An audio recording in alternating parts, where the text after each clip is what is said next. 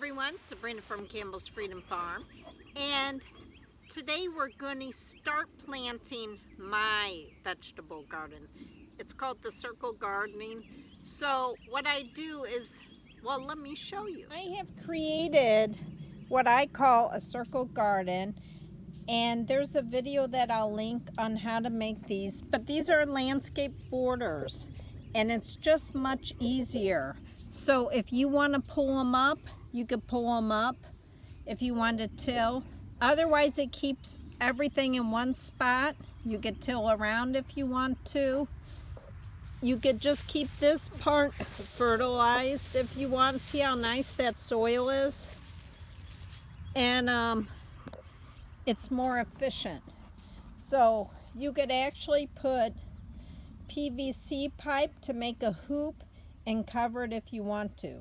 So this is what I call circle gardening.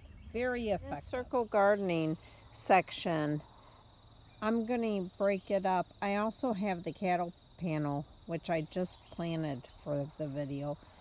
But on this one, I'm going to figure out what I want to put in here. In the circle gardening, you want to put something like a variety of flowers, herbs, and vegetables. They all help each other in the companion planting. Okay, the first thing, this is the blue African basil. This is the basil that's a perennial. It's one of the few. So I actually am putting this in a black container because I want to bring this in. Since it's a perennial, I want to use it.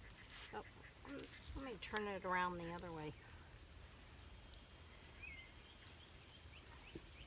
This gets at least 2 by 2 feet. I mean, I've never seen anything grow like this.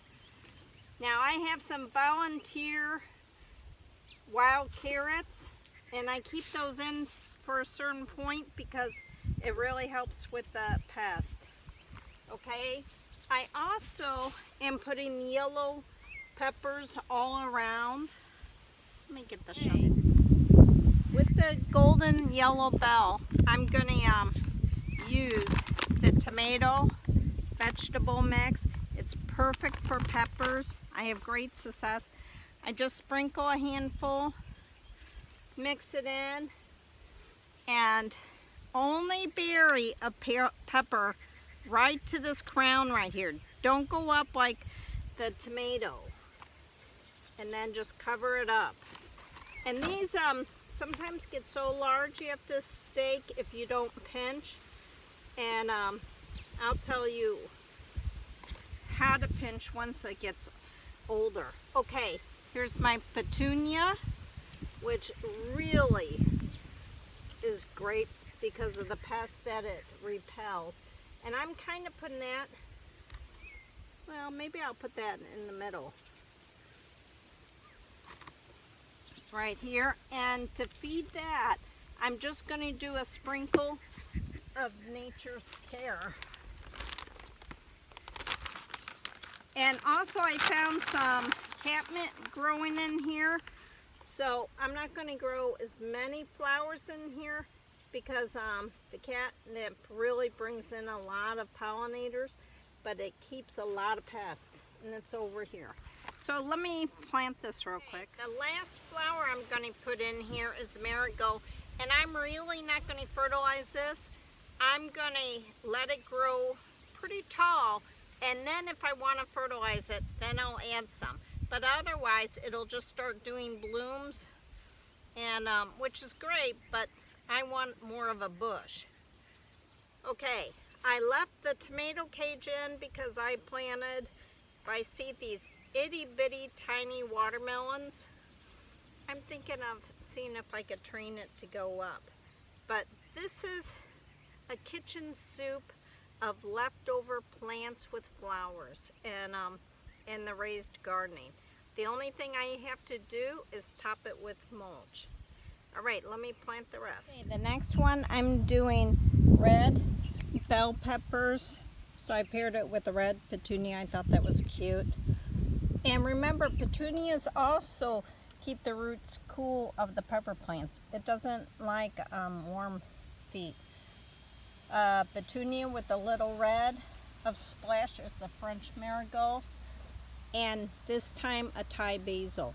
And I may also add some 4 o'clocks. And the reason there are 4 o'clocks, they bloom at 4 o'clock to 8 o'clock in the evening, which is when I'm out here watering. So, okay, I'll fill in the rest and then I'll tell you how it goes. The last things to plant in here are the courgettes and pumpkins. And right now, those circle gardens are being covered with the bachelor buds, which brings in a lot of pollinators like bees. It also, as you notice, is keeping most of the weeds out, which is great. That's why I grow these every year. And then as we want to plant the pumpkins, they're already growing in containers and are flowering. I'll put them in, and as the bachelor buds die back, I'll just cut those. Okay, the last thing I'm planting are onions, garlic, whatever. They really help the pepper plants, and I just break a bulb and just put them in. This will help with any pest. Huggy, what are you doing? And around Halloween, these will be ready to harvest, and then you could put in your fall set, and those will be ready next year. But this is it on circle gardening. It's the great advantage. You could take these up. You can't move the big wood raised beds. You could fill them as tall as you want. It helps a little bit when there's too much water. It's easier to keep everything contained, so you could hoe around or whatever you do to keep your weeds out. And that's it. This is Sabrina from Campbell's Freedom Farm. Okay, just dug a hole and he's laying in it. Have a great day, and please subscribe, like, and share.